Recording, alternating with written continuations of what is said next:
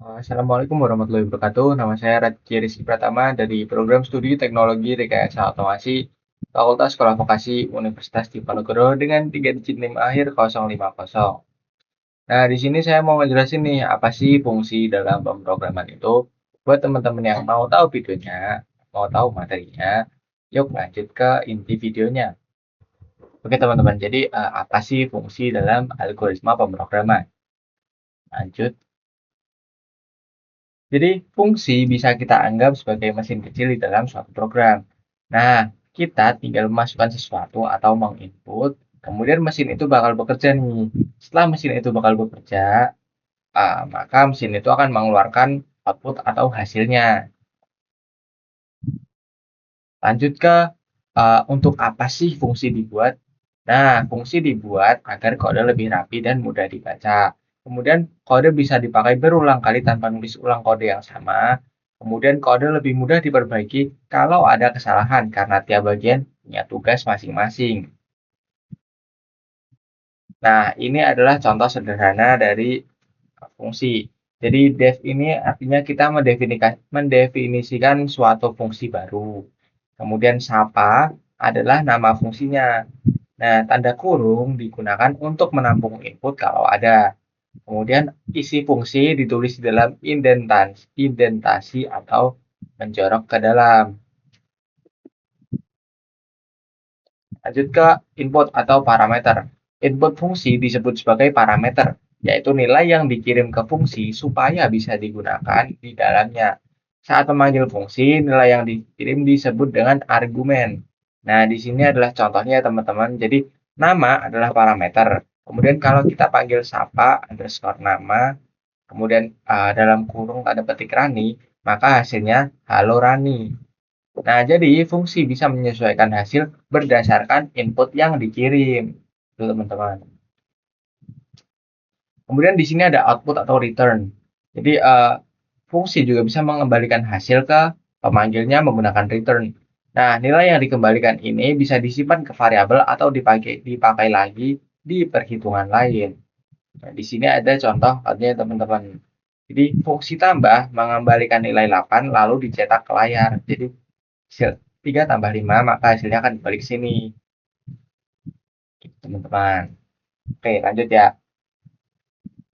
Nah, sekarang kita masuk ke kesimpulan. Jadi, kesimpulannya di sini adalah parameter data yang masuk ke fungsi. Kemudian return adalah data yang keluar dari fungsi. Nah, sekarang kita masuk ke materi fungsi yang memanggil fungsi lain. Nah, apa sih itu? Nah, jadi fungsi yang memanggil fungsi lain adalah fungsi berantai atau fungsi saling memanggil. Jadi, kadang di dalam satu fungsi kita butuh nih hasil dari fungsi lain. Maka dari itu, kita perlu fungsi yang memanggil fungsi lain ini. Itu teman-teman. Lanjut ke contohnya. Jadi, di sini ada contoh sederhana yakni fungsi untuk menghitung. Jadi di sini ada kodenya, di sini adalah penjelasannya. Jadi hitung total menjumlahkan A dan B. Di sini misal angkanya 3 dan 4. Hasilnya 7. Nah, kemudian nilai 7 dikirim ke fungsi kali 2, dikirim ke fungsi ini. Jadi 7 dikali 2, maka hasilnya 14. Dan fungsi pertama menampilkan hasil akhirnya. Fungsi pertamanya adalah ini, teman-teman. Tuh. Nah, di sini kesimpulannya fungsi bisa bekerja sama untuk menyelesaikan tugas yang lebih besar. Lanjut ke jenis fungsi. Jenis fungsi ada apa aja sih? Yuk kita cari tahu. Jadi jenis fungsi yang pertama ada fungsi bawaan atau built-in function. Nah, di sini ini adalah fungsi yang sudah tersedia otomatis di Python. Jadi bisa langsung dipakai tanpa membuatnya lagi. Misal di sini ada print, yakni untuk menampilkan output, len untuk menghitung panjang data, misalnya seperti jumlah huruf di string, kemudian type untuk mengecek tipe data, input untuk mengambil data pengguna, dan range untuk membuat deretan angka.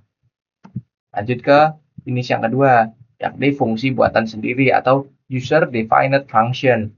Jadi blok kode yang dibuat untuk pemrograman untuk melakukan blok kode yang dibuat oleh pemrogram untuk melakukan tugas tertentu dan bisa digunakan kembali. Di sini ada contohnya teman-teman. Jadi def luas persegi sama seperti yang udah kita jelasin tadi. Def ini fungsinya untuk mendefinisikan fungsi baru. Nah, fungsi barunya di sini adalah luas persegi. Yang dimana luas persegi ini kan bukan fungsi bawaan dari Python ini atau bukan built-in function dari Python ini. Maka dari itu luas persegi ini masuk ke user defined function. Nah, fungsi luas persegi ini apa sih? Jadi fungsi ini menghitung luas persegi sesuai sisi yang dikirim. Itu teman-teman. Oke, lanjut ke scope variabel. Jadi scope variabel ini apa sih? Nah, scope variabel artinya di mana variabel bisa diakses. Di dalam Python ada dua jenis scope utama, yakni global scope, kemudian local scope. Nah, global scope ini variabel yang dibuat di luar fungsi, kemudian bisa diakses dari manapun dalam program. Nah, sedangkan local scope ini variabel yang dibuat di dalam fungsi. Jadi hanya bisa digunakan di dalam fungsi itu saja. Di sini ada contoh global scope. Nah, misal nama nih. Nama dibuat di luar fungsi. Jadi global variable namanya ada di sini teman-teman. Namanya ada di sini. Nah, fungsi sapa tetap bisa membaca variabel nama. Jadi program kemudian menampilkan seperti ini outputnya. Nah, di sini fungsi sapa. Kemudian jika dipanggil lagi fungsi sapanya, maka tetap bisa digunakan outputnya seperti ini. Def ini fungsinya balik lagi untuk mendefinisikan fungsi baru ya teman-teman. Oke, lanjut ke local scope. Jadi local scope ini pesan hanya ada di dalam fungsi tampil. Nah, di sini def sama dengan tampil. Bedanya yang tadi kan pesannya sudah ada sebelum fungsinya ini. Sedangkan ini pesannya ada di dalam fungsinya ini teman-teman, ada setelah fungsinya ada. Jadi saat print pesan maka hasilnya akan seperti ini. Karena apa? Karena ini hanya ada atau akan ditampilkan di lokal variabel atau di variabel lokal. Kalau di bawah ini kan maksudnya menampilkan global variabel seperti yang ini tadi. Karena ini global scope, nama ditulis di luar fungsi sapa, maka tetap bisa ditampilkan dengan output seperti ini. Lain halnya dengan yang ini teman-teman. Di sini kan selamat datang ditampilkan setelah fungsi tampil. Nah, maka jika dipanggil print pesan, maka outputnya akan seperti ini. Karena pesan ini tidak terdefinisi, teman-teman. Tidak terdefinisi sebagai fungsi global.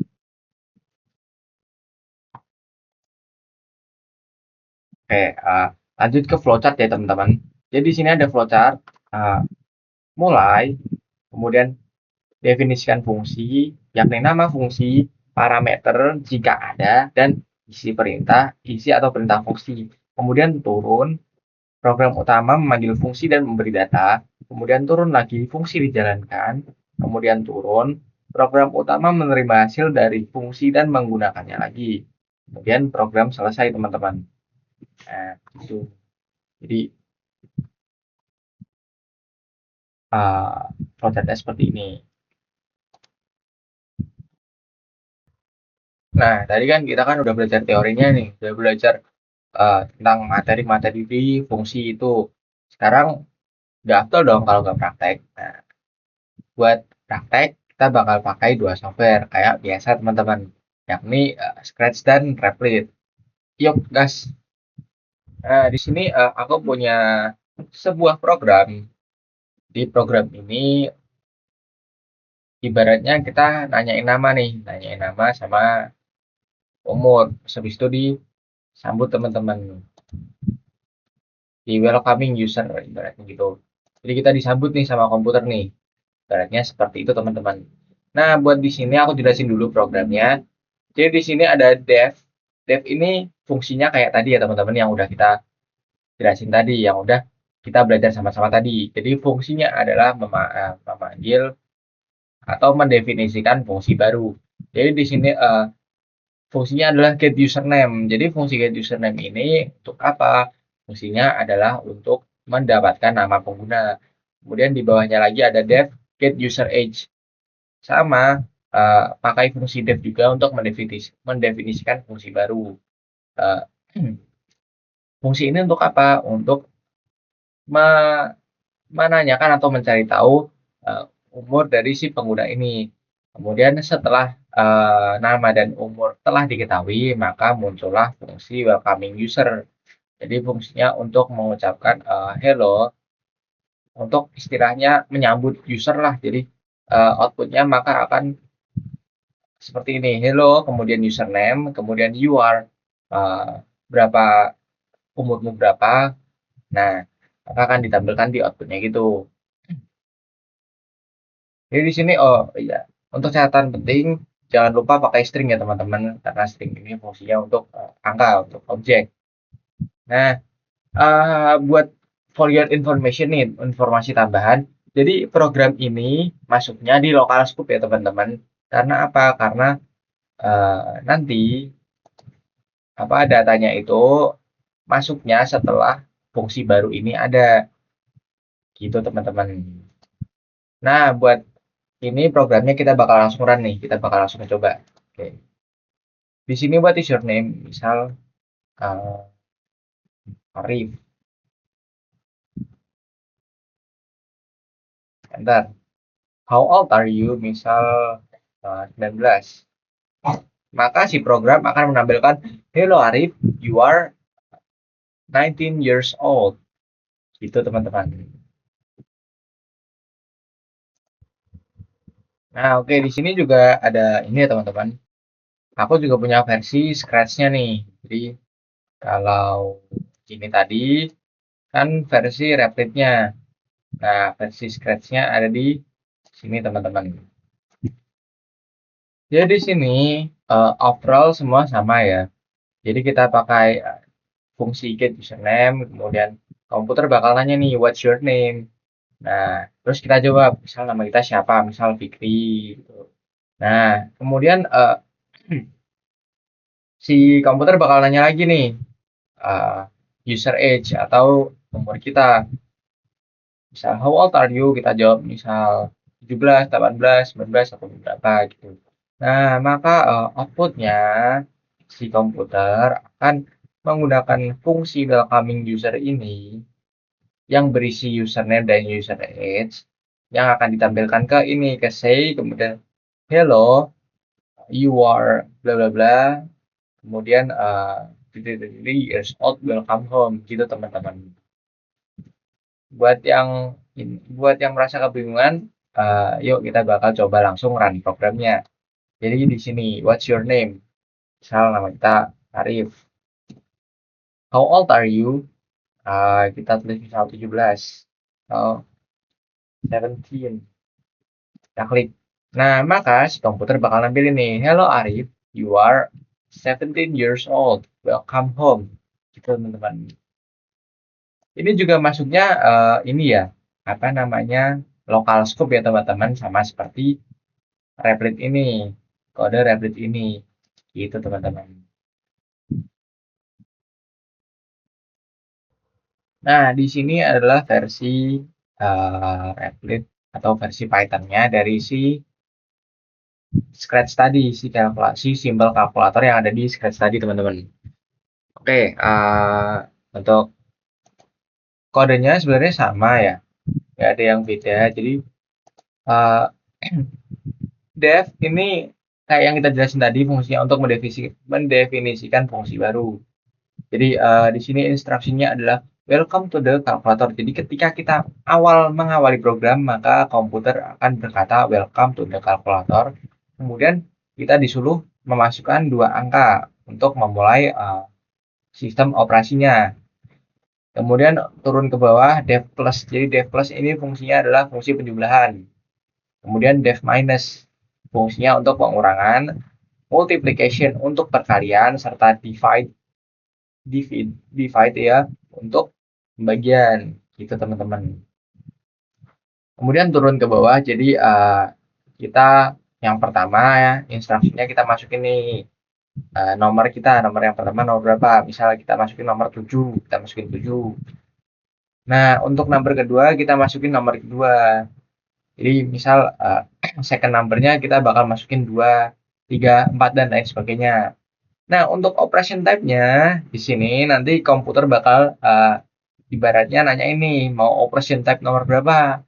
Nah, kita tinggal milih. Di sini ada 1 untuk penjumlahan, 2 untuk pengurangan, 3 untuk perkalian, dan 4 untuk pembagian. Nah, di sini udah ada ininya ya kodenya ya teman-teman. Jadi if operation sama dengan 1, maka result plus number 1, kemudian number 2 tambahkan. Kemudian jika operasinya memilih nomor 2, maka akan minus. Untuk 3 akan multiplication atau perkalian dan 4 akan pembagian. Nah, di sini yang menarik. Tadi di Scratch kan udah ada ya. Ketika kita memilih nomor 2 sebagai 0, angka kedua dengan nomor 0, nah maka di sini ketika kita milih operasi pembagian akan muncul division by zero is not possible. Gitu. Hal ini berlaku ketika kita memilih angka 0 saja sebagai second number ya teman-teman. Nah, kemudian ketika kita milih operation number yang tidak ada di dalam sini, apa sih yang terjadi? Jadi yang terjadi operation number. Komputer akan menampilkan operation number is not correct, kemudian program akan selesai. Gitu. Yuk langsung kita coba aja programnya. Kita run project. Angka pertama misal kita pilih 2. 1. Kita milih 1. Maka di sini resultnya 3 karena karena kita milih 1 ya. Ini penjumlahan. Kemudian gimana sih kalau kita milih pembagian tapi angkanya 0 gitu. Input first numbernya 6.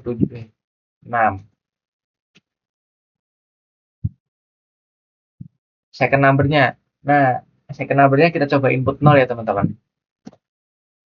Operation type-nya kita bakal pilih 4. Nah, di sini komputer bakal nampilin division by zero is not possible karena di programnya pembagian yang dilakukan oleh angka 0 itu tidak bisa. Oke, overall sama programnya sama kayak yang di Scratch tadi, cuma ini versi Python-nya. Lanjut ke program berikutnya ya teman-teman.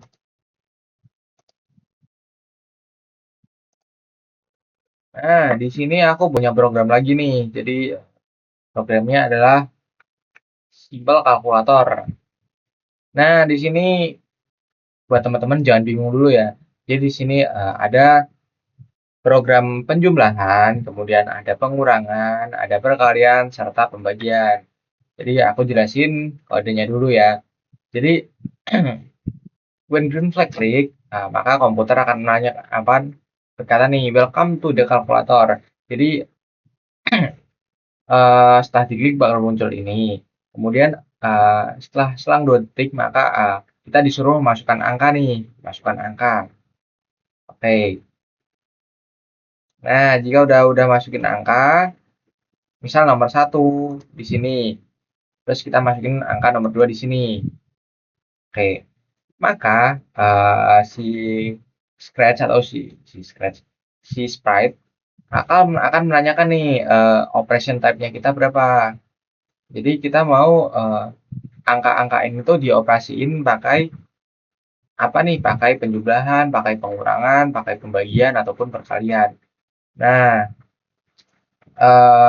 untuk ketika kita milih 1, maka si sprite ini akan jumlahin angka-angka kita. Jadi akan memakai fungsi yang ini atau fungsi penjumlahan. Kemudian jika kita milih 2, maka akan menggunakan fungsi pengurangan atau fungsi yang ini. Nah, ketika kita milih 3, akan menggunakan fungsi perkalian atau fungsi yang ini. Begitu juga ketika kita menggunakan angka 4 atau kita memilih angka 4, maka akan menggunakan fungsi pembagian atau fungsi yang di bawah ini. Nah, udah nih, 1 kan penjumlahan, 2 pengurangan, 3 pembagian, 3 perkalian, 4 pembagian. Nah, untuk kasus pembagian ini ada yang spesial nih teman-teman. Nah, jadi di sini ketika kita memasukin angka keduanya sama dengan 0, kemudian kita memilih operasi pembagian, maka di sini komputer bakal ngomong nih, division by zero is not possible, atau pembagian dengan 0 itu nggak bisa teman-teman, gitu. Nah, terus misal kita masukin ini nih, masukin angka operasi yang nggak ada di daftar ini. Tadi kan di daftar ini ada 1, 2, 3, 4. 1 untuk penjumlahan, 2 untuk pengurangan, 3 untuk perkalian, dan 4 untuk pembagian. Gimana sih kalau kita bakal masukin angka 5? Nah, maka si sprite akan ngomong nih, operation number is not correct, dan minta program untuk diulangi. Gitu teman-teman. Yuk, bakal kita langsung cobain aja. Jadi di sini, welcome to the calculator. Misal kita pengen angka 6 dan angka 2-nya adalah 9. Kita pengen penjumlahan nih, pengen nambahin. Jadi kita pilih angka 1. Nah, maka resultnya atau hasilnya adalah 15. Sekarang kita coba untuk pengurangan. Jadi misal angka 1-nya 10. Angka 2-nya 5. Operasinya kedua atau pengurangan. Maka di sini resultnya atau hasilnya 5. Gitu.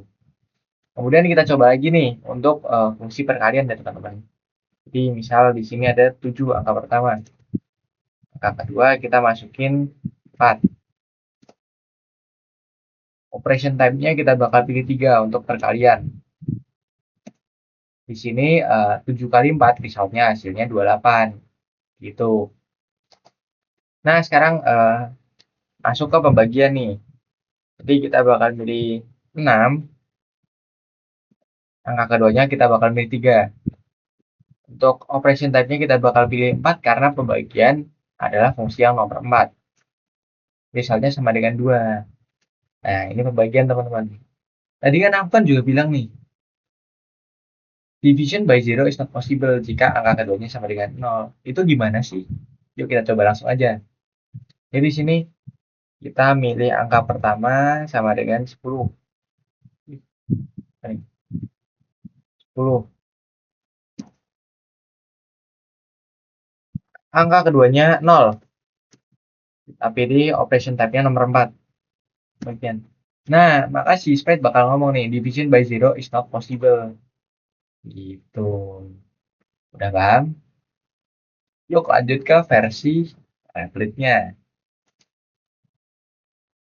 Oke, di sini ada flowchart dari program Simple Calculator.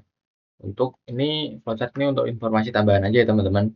Jadi di sini program start, kemudian input angka 1, kemudian input angka 2, kemudian input tipe operasi, lalu selesai. Nah, di sini adalah operasinya. Jadi ketika di input tipe operasi, maka program akan mendeteksi nih apakah ini penjumlahan. Jika iya, maka program akan menjumlahkan angka 1 dan 2. Jika tidak, maka apakah ini pengurangan? Jika iya, maka program akan mengurangkan angka 1 dan 2. Kemudian jika bukan penjumlahan dan bukan pengurangan, apakah hal ini perkalian? Jika iya, maka program akan mengalihkan angka 1 dan 2.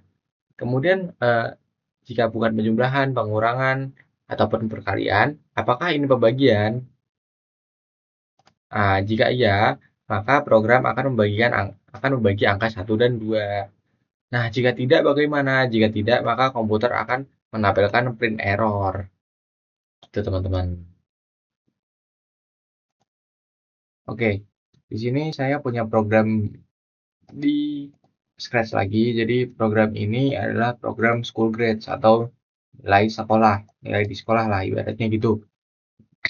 Jadi di sini ada beberapa fungsi. Yang pertama fungsi get grades from user atau meminta user untuk input nilai, kemudian compute list minimum mencari nilai minimum di nilai yang akan kita input, kemudian compute list maksimum untuk mencari nilai maksimum yang diinput oleh user, kemudian compute list average atau menghitung nilai rata-rata dari nilai yang diinput oleh user.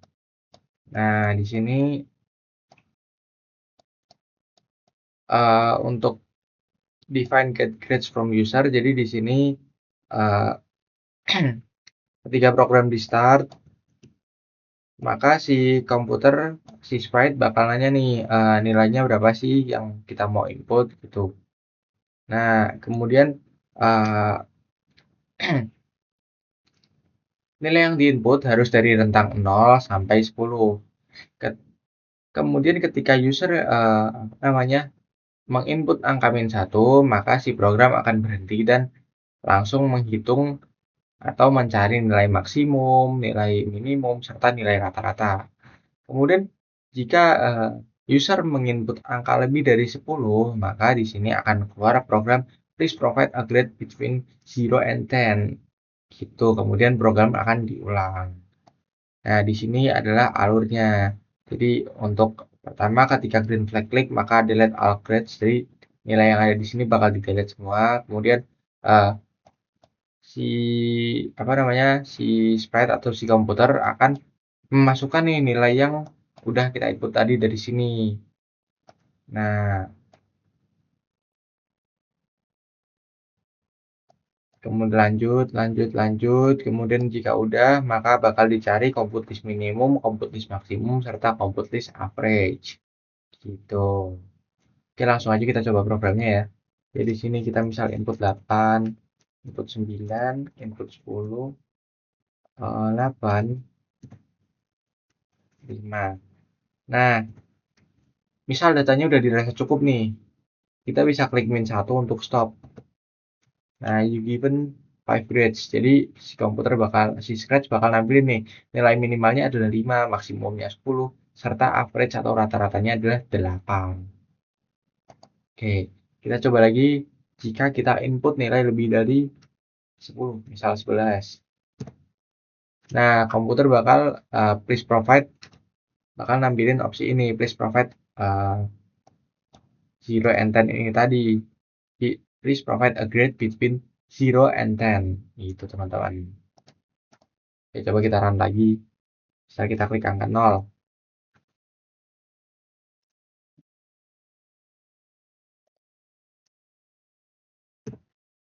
Kemudian 9. Kemudian -1. Maka di sini komputer bakal ngomong kita nginput isi data berapa sih, kemudian rata-ratanya berapa, minimalnya berapa, maksimalnya berapa gitu teman-teman. Gimana kalau kita nggak input nilai nih, jadi langsung di close gitu programnya. Misal langsung aja kita klik -1. Maka si komputer bakal nampilin nih, you have not given any grade, sama kayak ini. Jadi ketika kita nggak ngasih data, maka komputer bakal nampilin opsi ini. You have not given any grade. Tuh. Nah, tadi kan udah ini ya teman-teman, kita udah nyoba program school grade ini di Scratch. Sekarang ini ada program school grade lagi, tapi di Replit menggunakan Python teman-teman. Yuk kita coba aja. Kita bedah dulu nih kodenya nih. Overall sama ya, kayak waktu kita tadi bedah kode di Scratch. Jadi di sini def get grades from user. Jadi kita bakal dimintain nilai nih. Kemudian nilai ini berkisar antara 0 sampai 10 gitu. Nah, lanjut untuk apa namanya? Untuk stop kita harus masukin nih nilai -1. Lanjut ke compute list minimum. Maka setelah kita masukin data, komputer bakal proses ini list minimumnya berapa sih gitu. Nah, lanjut ke compute list maksimum. Jadi fungsi ini untuk mencari nilai maksimum dari data yang kita masukkan. Jadi setelah kita masukin data nih, ini maksimumnya berapa ya? Komputer bakal nyari data itu. Gitu.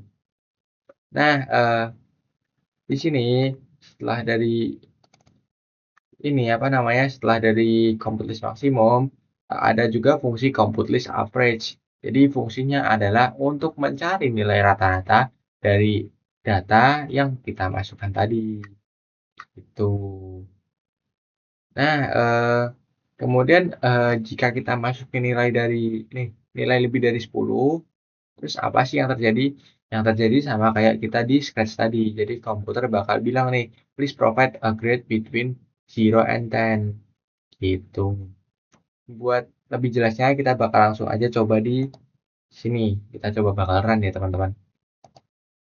Oke, next grade. Misal kita bakal isi 10 dulu. 10, 8, 7, 6.